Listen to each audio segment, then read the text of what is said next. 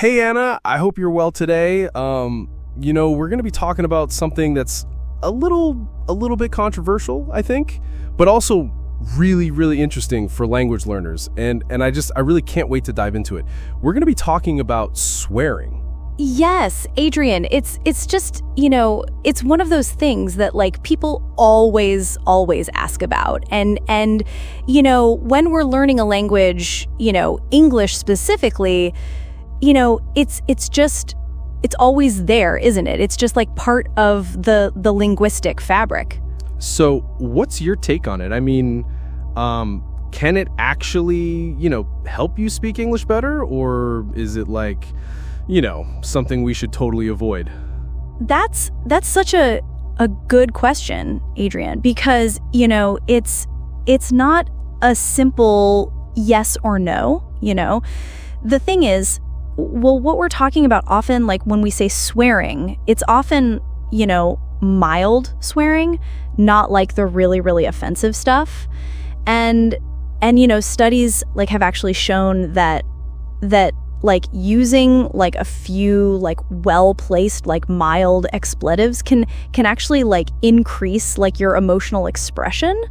So if you're trying to, really, really convey like strong feelings in English, it can totally help. It's like it's an emotional outlet, if that makes sense. So it's almost like it adds like a layer of authenticity, I guess, to what you're saying. But Anna, there are big differences obviously between cultures, right? Like what's okay in one place might be totally not okay in another. How do you like navigate that as a language learner? Oh, absolutely, Adrian. You hit the nail on the head there. Like cultural differences are just like paramount, What's totally acceptable in like one English-speaking country, say like maybe Australia or the UK, might be really, really frowned upon like in like say the US or vice versa, depending on the specific word,